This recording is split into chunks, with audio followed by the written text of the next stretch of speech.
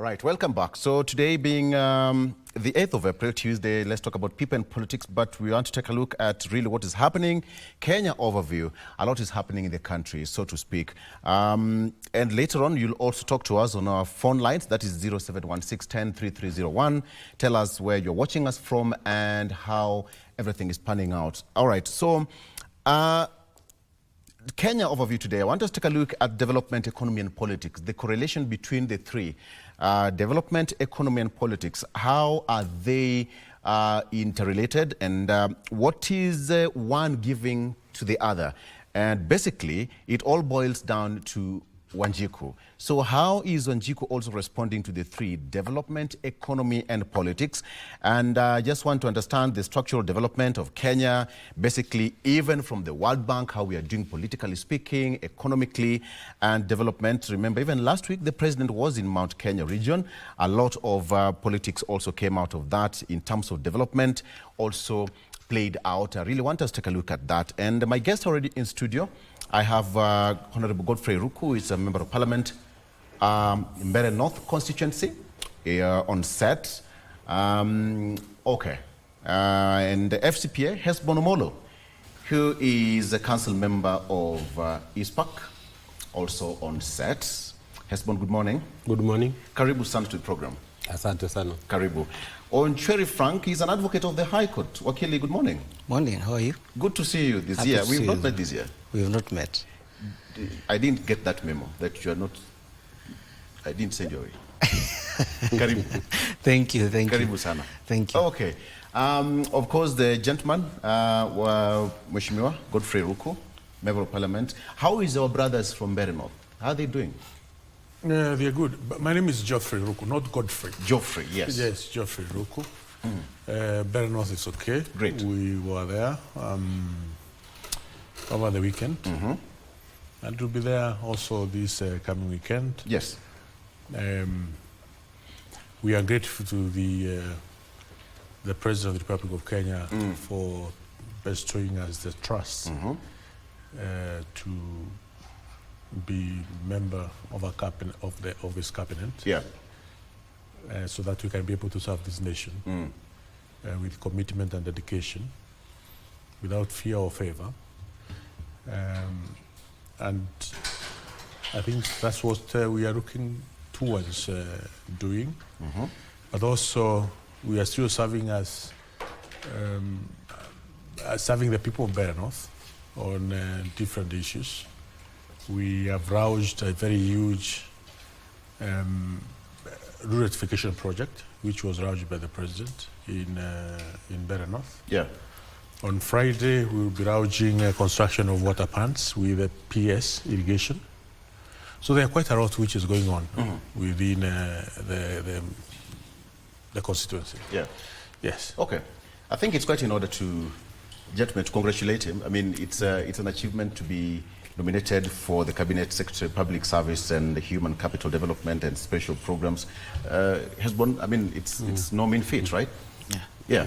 I mean, he's here. You can congratulate him. Go ahead. Congratulations, Mheshimiwa. Right. I remember not long ago we were with him at KICC. Yes. When we were having the swearing-in ceremony for the Deputy President, and we were all very happy. So here we are today again. Yeah. He's stepping into the highest policy-making space within government to sit in the cabinet. And I think it's a well-deserved appointment. So yeah. Congratulations, Mheshimiwa. Thank you. Thank you very much. Thank you so much. Frank? Yes. You should know people. I normally say that those who are doing the work that touches the common person, that's the common mwananchi, they need to be given a very special place in our hearts. And listening to Mheshimiwa saying that he's going to launch things that are going to touch the common people and influence their lives positively, then that's a good thing to do. So on that basis, I want to tell Mheshimiwa congratulations and continue doing that work, continue touching and changing the lives of Kenyans. Yeah. Thank you so much. All right. Okay, so let's get into it, gentlemen. Let me start with you, Hesborn. How is the economy doing so far? When you look at development, economy and politics, generally, when you bring those three, How are we? A quick overview of the three combined. I think the three are very much intertwined. Yes.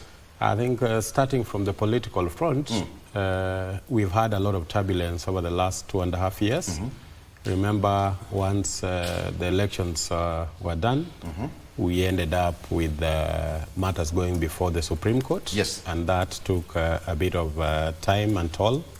And then, of course, subsequent to that, we've had the Sophia demonstrations around the issues of economy, and then prior cost of living, and then after that, the Gen Z protests on the tax, and then now to where we are, we've had change of second in command in the country. So politically, there's been a bit of turbulence, but I think with the onset of broad-based, there's a calming of the storms. And of course, within that space also, there's a heightened conversation in the social fora. Remember, Kenya, in Africa, we are the leading country in terms of internet penetration. And therefore, we have a very vibrant social media space where the common man is able to express him or herself. Yeah. But then now, coming to the matters of the economy, there are quite a number of strides we can talk of positively, but also continued challenges. We've had a slight decline in growth of GDP, even though it's still above average compared to the rest of the world. We've also had tremendous reduction in terms of certain cost of living indicators compared to where we were some times back.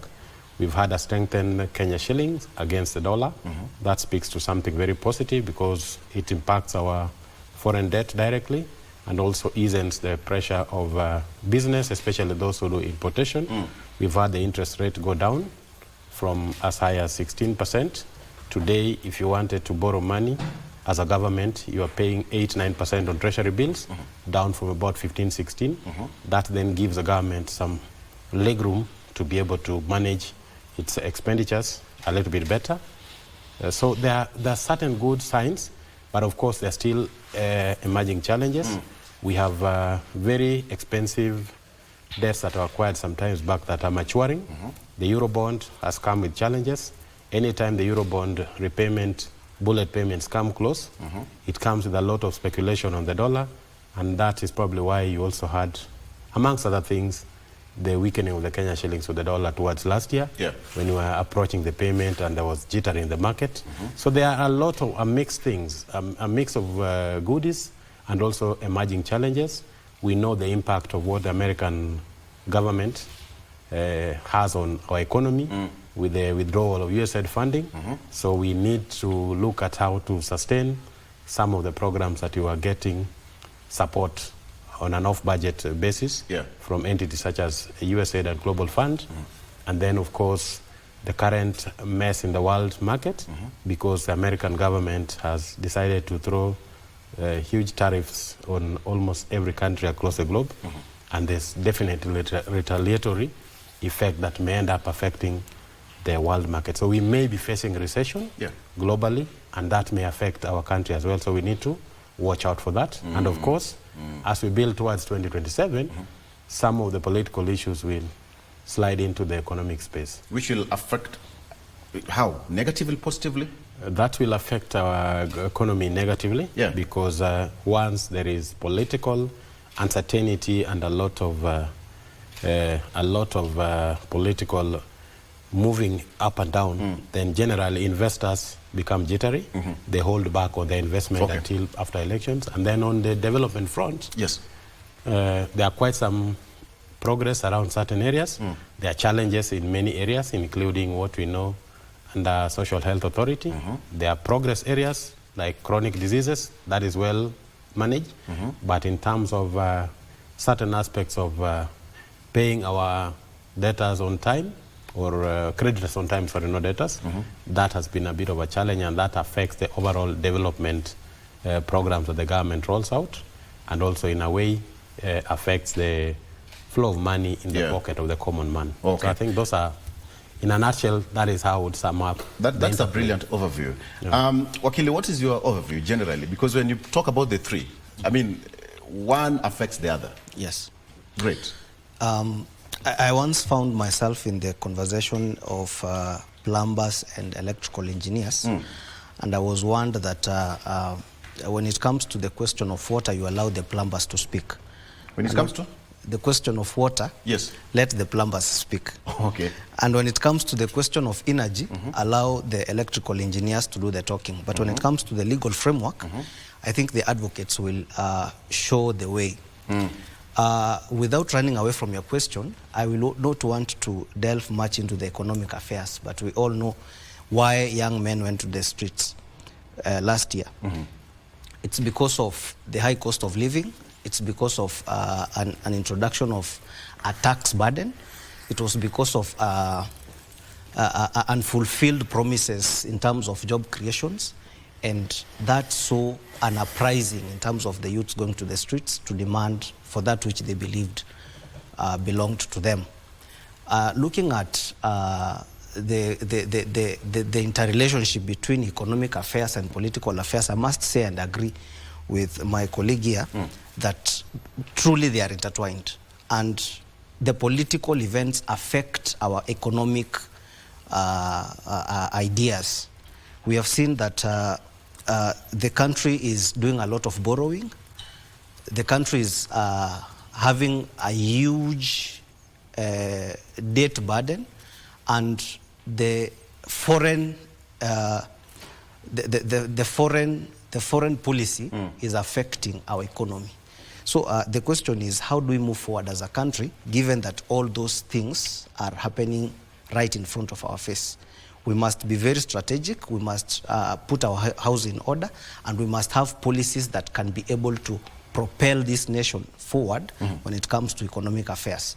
Therefore, the actions of our leaders today will basically and directly affect our economic reasoning and economic output as a nation.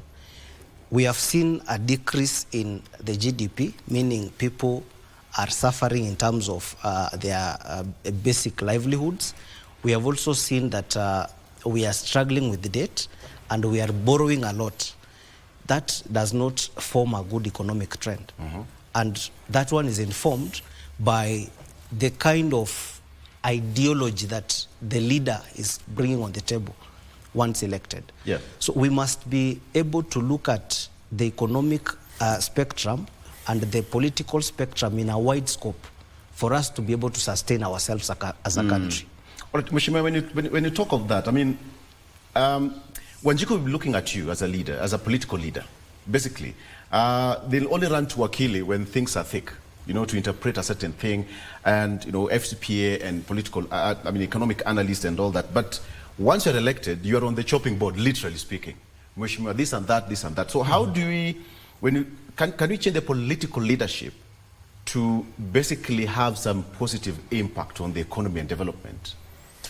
First, let me start by saying what my brother has given an overview of a brief. He has summarized it very well. He has captured all the element of exactly the situation we have in our nation. Yeah. Not only in our nation, also the situation we have globally, you know, the geopolitical or geo-economical issues. Because we are a community of nations. And within the community of nations, we are quite interdependent of each other. Whatever happens in one country, it affects the affairs of the other nation. Yeah. So he has given a very nice overview and a very nice brief as far as the situations, whether it is politically or economically and socially. Because he has also talked about the social media, how it's affecting the day-to-day running of government business or our political business. But having said that, it is important to mention that all the development of all nations in the world are pegged much on the political leaders they have. We in Africa, we are more affected by the decisions which our founding fathers of our nations, or even the colonialists, the decision which they made. Yeah. For instance, how come, why were we colonized by some guys from, I don't know, wherever?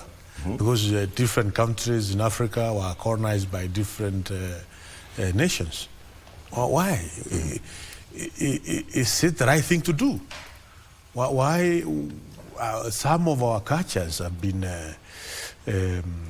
killed? Foreign religion has been introduced to us. You know, quite a lot of things, the fabric of our society was affected. But also probably there are a few exchange of culture may have improved the way we look at things. Maybe, I don't know. It's something subject to debate. So the decisions which are made by our leaders are very, very critical. Very, very critical. It affects, and this can be experienced from the Asian tigers.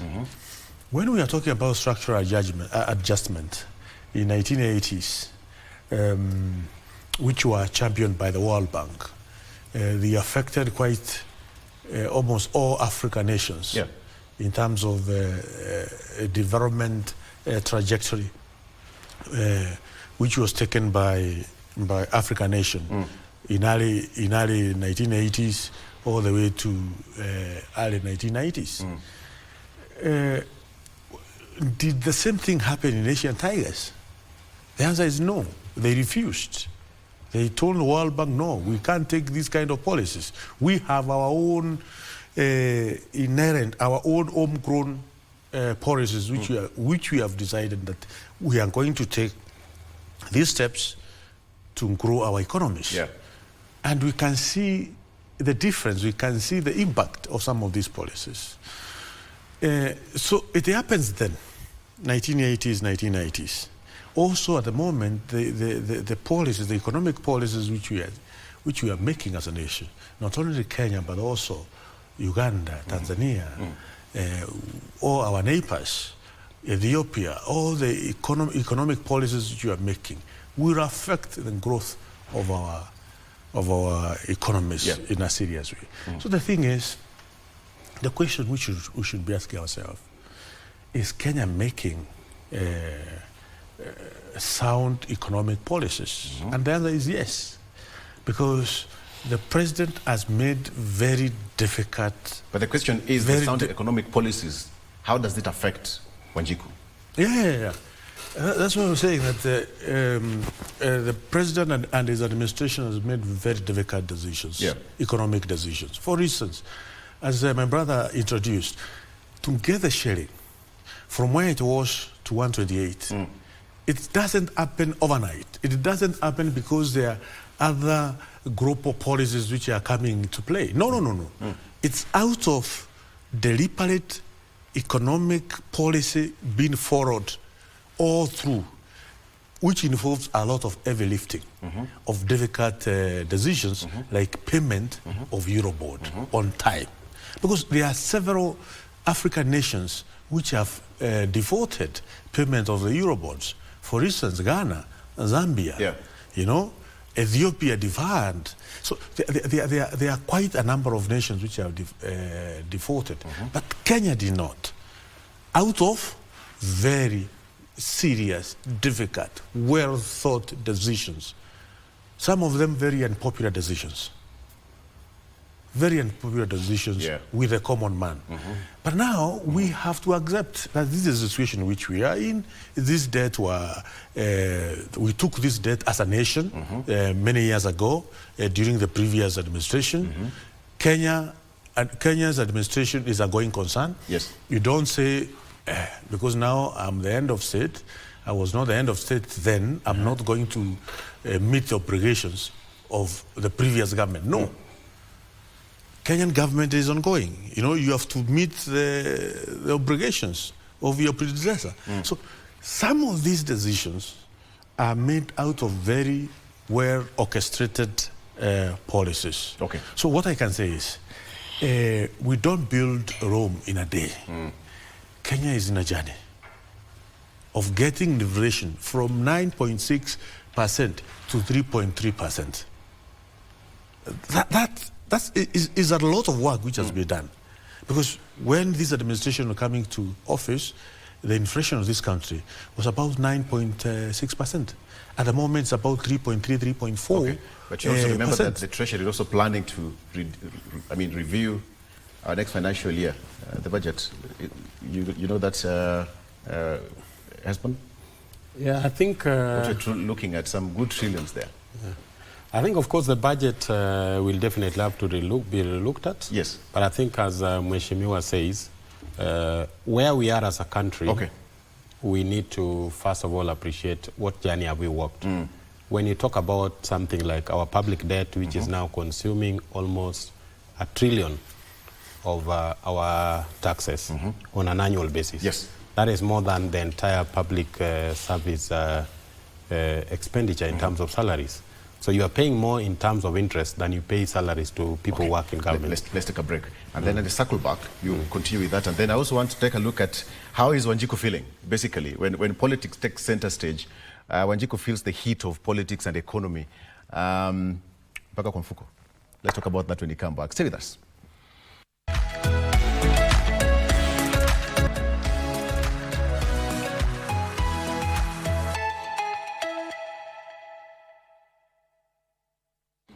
All right, I promised to circle back with you, Hesborn, sipping his coffee. So, just a minute for you to complete what you're saying. Yeah. And you're also talking about something, the genesis of where we are, economically speaking. Yeah, I think when we had the former president, the late, may God rest his soul in peace, Mwai Kibaki, he left us in a very stable space. Remember, in 2003, when Kibaki took over power, our public debt was hardly 800 billion. But by the time Kibaki's regime ended in 2013, our public debt was about 1.8 trillion, almost 2 trillion. Now, over the next 10 years, that grew to almost 9 trillion. Yes. Now, along that journey, in 2014, as soon as President Uhuru took over, Kenya did something that people don't understand its meaning. We did what we call rebasing of our GDP, so that the indices we were using to measure our GDP was changed. And the outcome of it was that our GDP rose, and subsequently, Kenya became a middle-income country. Now, what does that mean? It means that we moved away from being considered a poor nation. And by that change alone, we were now allowed to get into the commercial market to borrow. That is how we opened the window to get to the Eurobond. If we did not rebase our GDP from every statistic, it would have meant that as a poor nation, you would not even qualify for commercial lending. Yeah. Now that also meant that most of the debt then we now started accruing from that phase was now at a higher rate, because the concessions that poor nations get were now out of our reach as a country. And then that now starts to build up to the kind of debt levels you're having. The average debt we held in terms of foreign debt during Kibaki regime had a lifespan of about 14, 15 years. That was reduced by the time the former president left office to an average of less than 10 years in terms of those debts. That meant that they were coming thick and fast with pressure to repay over a shorter period of time. And that affects the fiscal space for any country to develop. So it's important that we understand that. Then we go now to the budget cycles we've had since the last almost 10 years. Every year we have a deficit in the budget of close to $1 trillion. If every year you have a budget deficit of close to $1 trillion of what to borrow, even if you are able to absorb less, over a 10-year period, you can understand why a debt of 1.8 trillion balloons to 9 trillion or 10 trillion. It's no magic. So anybody who has been in the legislative space over that period of time shouldn't look in the eyes of Kenyans and say, we are wondering how this debt was accrued. So that was coming. And therefore, how do we change from that trajectory? First is to gradually reduce the budget deficit to GDP. So on a regular annual basis, we must come down. At some point, we were at about 8%. It's come down to about 6%. Then it came to about 5.3. Then we now tried an ambitious strategy to bring it to about 3.3. And it came with repercussions because it meant we needed to mop up a lot of taxes to be able to get into that space. That has now been revised to 4.9. So our deficit to GDP needs to be gradually reduced to about 3%. At 3%, the economy is sustainable. Which would still mean that Wanjiku will have to beat a bit of some pinch. So if we are looking at 4.9 this coming budget year, then probably 4.3 like that. Then probably we come to 3 point. So it will take about 4 or 5 years to get to that stable space. But in that process, what else can be done to ensure that the debt service cost is reduced to a manageable level? I did mention last time when I was in your show here that we are spending close to $1 trillion in debt service, and 80% of this debt service is domestic. Yet in terms of absolute values, almost half of our public debt is external, half of it is domestic. And yet when it comes to service, one end consumes 80%, another 20%. So what can you do? And this is a challenge to our mandarins at Treasury. Is it possible that we have some legroom on the external financing front to be able to change the debt mix a bit to even 60-40 so that we free some money that can then go towards certain development projects, including how we can retire and clear the pending bills menace that affects both national and county governments, because that is the answer to the question, why are we having certain good economic indicators, but there's no money in the pocket of the common man? If we were to answer that question by shifting the mix, and I would challenge the economists at Treasury and even our CS, what if you did 40-60? I know it is important that you leverage the risk around external borrowing, because when the dollar strengthens against the shilling, that debt of 6 trillion, 5 trillion turns to 6 trillion in an instant. But if you have a clear strategy to ensure that there is always import cover in terms of our dollar reserves that can go 6-7 months, then the pressure on demand for dollar is reduced. Then deliberately spike up manufacturing sector and demotivate importation of certain commodities that we can be able to produce locally. But that allows you that. But then this one will also, I'll come back to you, Wakili, shortly, but this Mheshimiwa will also call for political and legislative intervention. Right? No, you don't need to change any law to be able to borrow more externally than internally. It's more about a decision at policy level in terms of what is the ideal mix that does not expose our economy to external shocks. Of course, you look at all those other indicators. It's more of the balancing act here. How much willing are we to discourage the financial institutions from lending to government? The signals always start with the budget. When you read the budget and the deficit is this much, as a banker, when I see the budget and I see the deficit that is to be borrowed, I know the treasury bills and bonds are coming. And therefore, I withhold some money. Instead of lending Onyango and Wanjiku, I will lend to. I will ask you what that would really, what should that just really mean? To mention on what he has said, maybe to add, is that there are still some spaces, some areas where we can expand the tax base, correct some little more revenue to government or for government without injuring or making it painful to the Wanjiku. This can only happen if there are some registrative areas where we can see that this area has not been taxed. For instance, I can give you an example of virtual asset space. There is a lot of that which is being traded as far as crypto currencies and other virtual asset or digital asset space is concerned.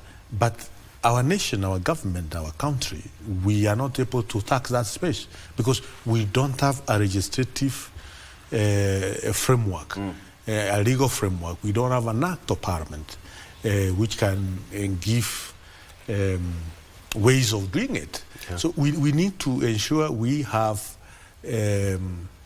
an act of parliament touching digital space, digital asset space or virtual asset space or cryptocurrencies, so that we can add more money in our coffers.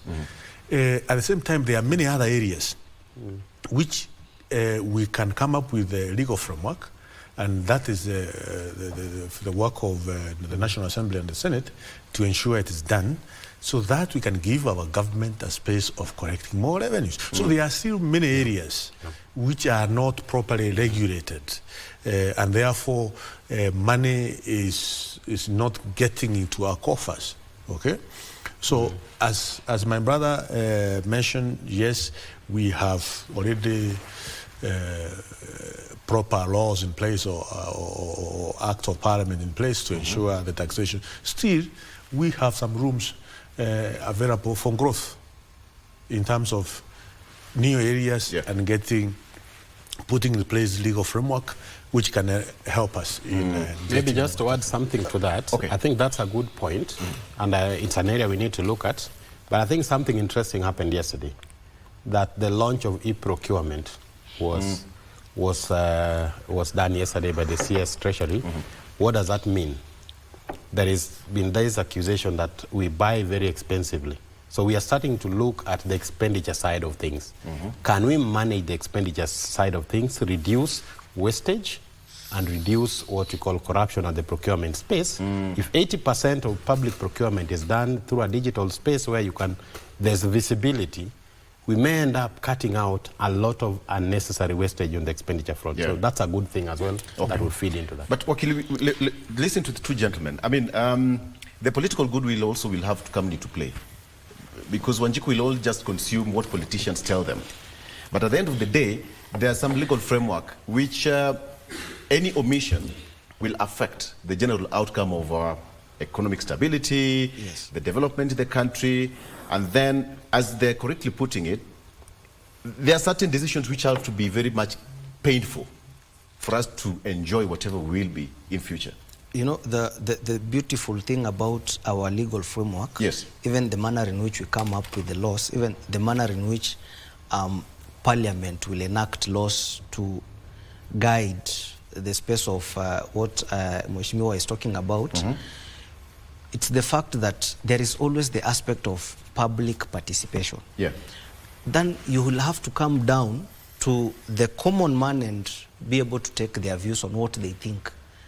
The question is, how many people or how many citizens are in that space of digital lending, as Mheshimiwa said, and how much are they projecting to be able to siphon from that space for it to be able to make an impact in the Kenyan economy.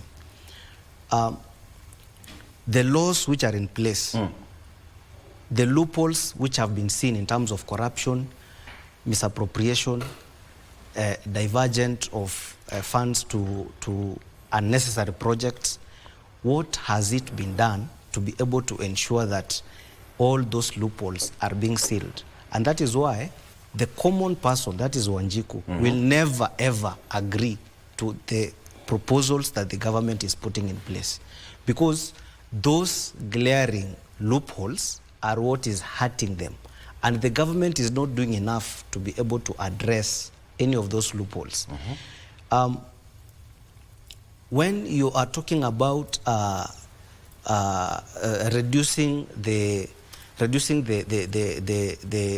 borrowing and increasing the tax base, there are certainly legal things that you have to do for you to be able to get there, such as enacting legislation, and you'll have to go back to the people and be able to get their views.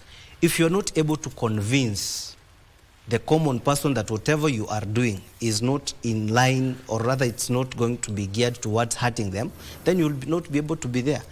The common person will be looking at the judiciary and filing petitions left, right, and center, trying to stop all that. In as much as there is goodwill from the individual person to be able to increase that tax base, what is it done? What is it being done to be able to address the already existing loopholes? That is the question that needs to be addressed. That is the question. Those are the things that needs to be addressed by the government of the day. And as Mheshimiwa said, the political decisions by the political players is what basically affects all these issues. Such that if you don't have a person who's not careful, if you have a person who's not looking at the experts and getting sound advice, you'll be on hot soup. You'll not be able to propel the country forward economic-wise, because you will be looked at a failure. And you see, politics has taken center stages as far as even economic affairs are concerned. We need to be able to look at how best can the politics, how best can our political leaders look at the economic issues that are facing the country and be able to address them soundly without hurting the common person. That is, Mheshimiwa, you're taking the hit, the political class. Yes. Affecting decision making.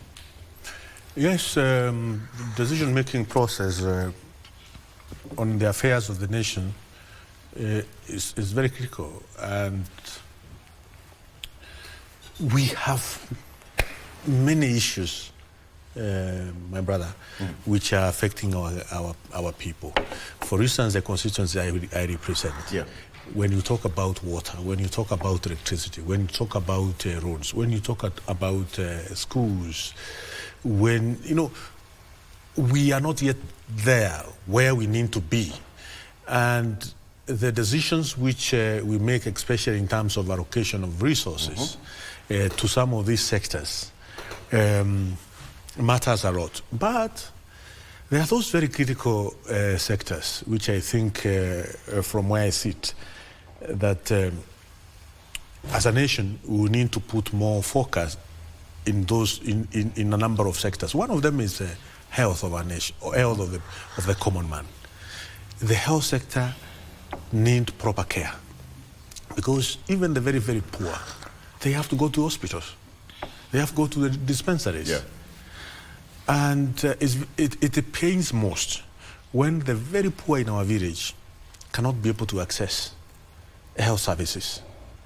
So a lot of effort needs to be put as far as that sector is concerned. Education sector, the very poor in our community need to access education. Our constitution obligates us that there is right to education. We have to ensure it is done. If we are not able to pay for the education, it means most of them will be drop out from the primary schools. They will not be able to progress.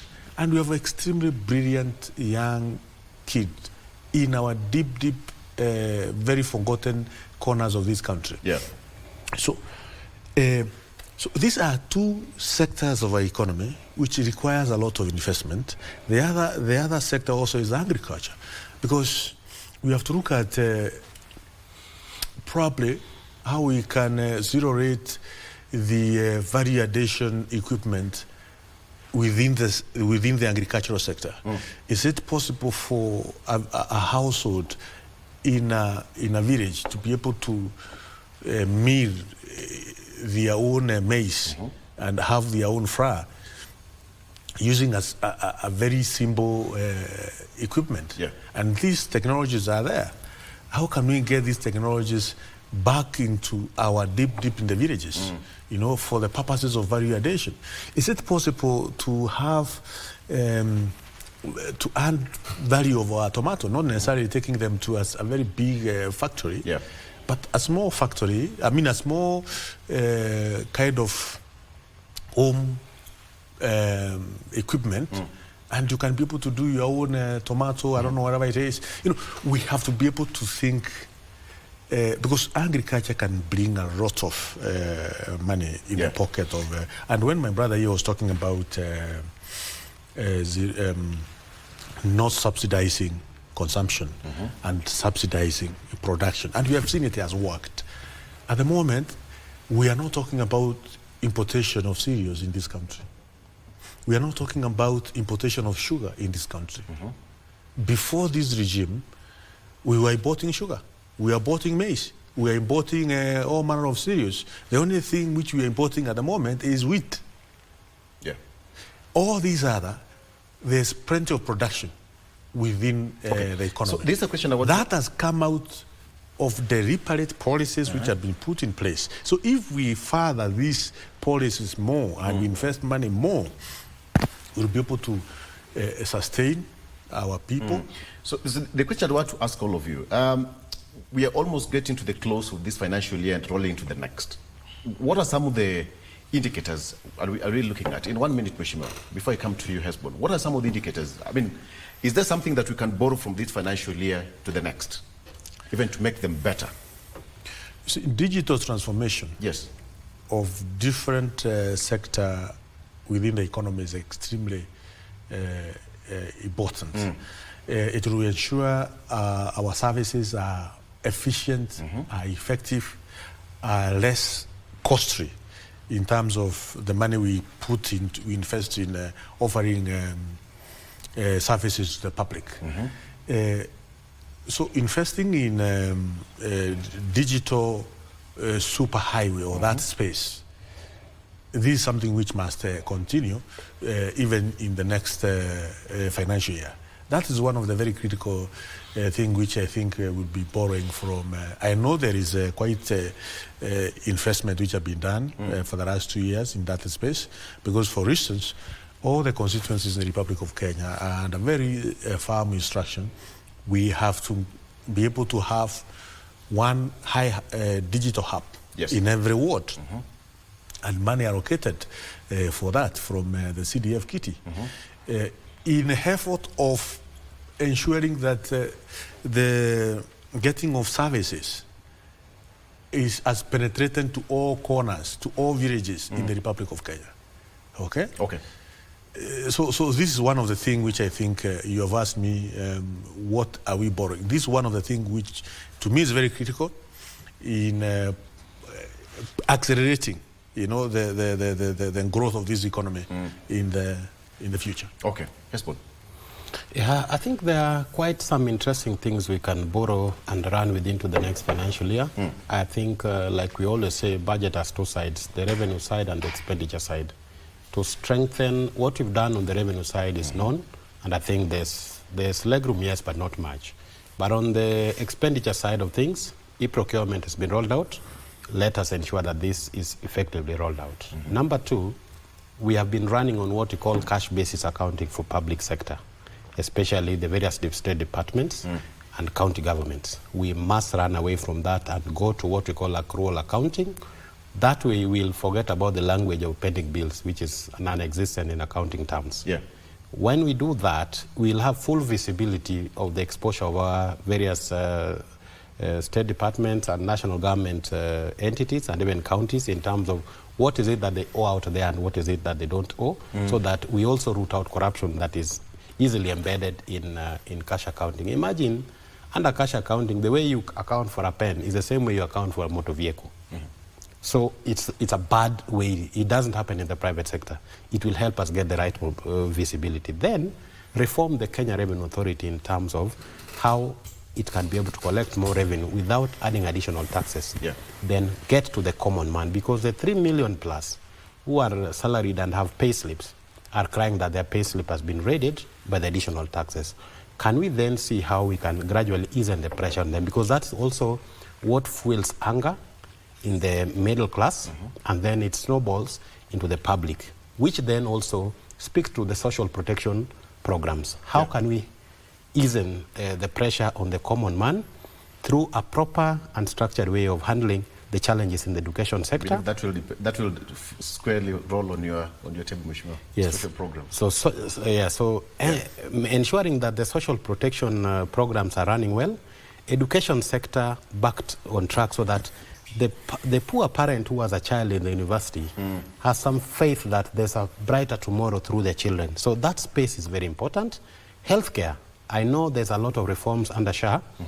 If we are able to ensure that, as it is now, getting a chronic disease is not a license to poverty and selling of property by the poor people, because chronic diseases are fully covered. Extend it to functioning level 2 and 3 hospitals and our CHPs, so that everybody who has a right to health, which is in our constitution, is able to access this health. And I think for me, the reform under SHA that targets the entire population is very key to a harmonious society. Once we address these social issues that easily exacerbate the challenge in our society, I think we'll have an easier way of managing our political space so that our politics does not affect the growth of our economy. You can imagine that growth of last year, because of the challenges we had in June, the quarter that followed registered a dip in terms of GDP. So the effect of some of these social challenges that then spill over to the political space has a very, very devastating effect on the good ideas and policies that the government is putting in place. Okay, I want to finish with you, but on the same breath, you can ask Mheshimiwa one question. Probably, I assume that he's on the panel now. He's being interviewed for that position. But don't be too mean. Don't be too mean. Okay, on a lighter note, though. Go ahead. No, to answer your question, first of all, if there are things that can be borrowed from this financial year, personally, I can say that we have to appreciate the work that Honorable C.S. Mbadi has done in terms of trying to engage stakeholders and those who are involved in any financial and budget-making processes, especially trying to hear the views of the common person who is always the one who feels the heat, trying to take their views and be able to accommodate them in the budget estimates that he is going to come up with. There is a lot of legal framework that needs to be done for us to be able to have a proper budget that can be able to address most of our issues as a country. That space has not been exploited. Stakeholders have not been brought on the table. I think what needs to be done is for those stakeholders to be engaged and see to it that the tax base can be increased without hurting the common person. And that means it goes down to the policies that are going to be put in place. And those policies, the bad thing about this panel is that they will always end up with Mheshimiwa's desk in Parliament. And those parliamentarians are the ones who are now going to decide for all the Kenyans. We miss, or rather they miss, then we are in a mess. They enact wrong laws, they bring in place bad policies, we are in a mess as a country. We need to look at how can we be able to come up with sound legislative policies that can accommodate the common person and increase the tax base for us to be able to be sustainable as a country. Okay. Your question to Mheshimiwa. Today we're breaking the rules on the show. You know, Mheshimiwa started the show by blaming the forefathers on the things that are happening in the country today. But I'm happy that he was there and he had the opportunity to make things right. Right now, he has been nominated to serve somewhere in the cabinet. Yes. The question to him is, how best can he address the issues, or rather the mess that was created by the forefathers, instead of crying left, right, and center that, oh, our forefathers, oh, the founders of our country, oh, the previous regime. He is there now. What can he do as a person to be able to change the narrative and bring a better country? Okay. One, I did not blame our forefathers, and what you should always do is to thank for those who are there, those who served this nation, or served different nations. I was just bringing out a global picture that our forefathers made decisions which are affecting us, either negatively or positively. Every nation. For instance, why is, I don't want to talk about other nations, but we have some nations within our region which are in a chaotic, state. And they have too much resources, you know? When I say that, you may imagine which nation I'm talking about. It's because of some of the decisions which were made by who are in power then. So this is what the picture I was trying to bring out, so that we can understand how important and serious it is when you are in a position of authority to do what is right for the nation. Yeah. So what my brothers asked me is is to be committed, is to make the right decisions for this nation, and especially for the docket which I've been nominated for.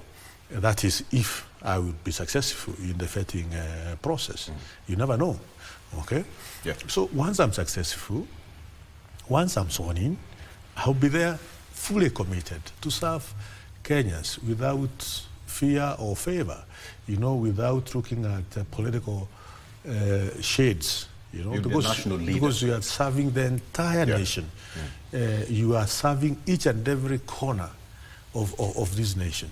And everybody is looking at the public good, and it must be seen coming out of your service. Okay. So this is exactly the kind, the dedication which I put each and every day to ensure the Kenyan in Mandera, the Kenyan in Migingo, the Kenyan in Ramu, and other corners of this country, as far as my docket is concerned, I'm getting value for the money. Great. Okay. You have a question for him? Yes, no, mine is just to wish him well. Okay. And I know he's up to the task. And I think one thing that excites me is that when you have leaders leading policy, leaders who have had an opportunity to engage one-on-one with the common man, I think appreciating the challenges becomes easier, and I think they see it better. So wishing him all the very best. Thank you. All right. Mheshimiwa, you were in the mountain the entire week. How was it? A quick one as we wrap it up. It was a big success. First, I want to congratulate the president. Yes. 5 days. Yeah, for the effort he made and for guiding all the politicians to have a very successful tour. Yes. Of course, there was a narrative which was penned on across social media and everywhere that the president cannot be welcome. Ground ikoaje? That can't be welcome in Mount Kenya region. We saw how Kenyans in the mountain were eager to receive the president. It was even astonishing. You could not even believe that it is happening. For instance, we went to Runyenjes. I could not trust my eyes whether what I'm seeing is actually true. Okay, so it was a very successful tour.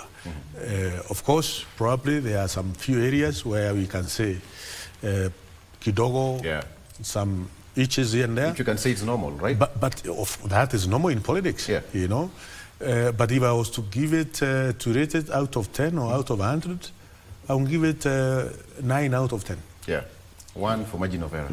Yeah. Okay, thank you. That is very huge achievement. All right. That means if the president make another visit within, let's say, a month or two, this narrative everybody talking about, there's no such a kind of a narrative. Ground indifferent, ndugu yangu.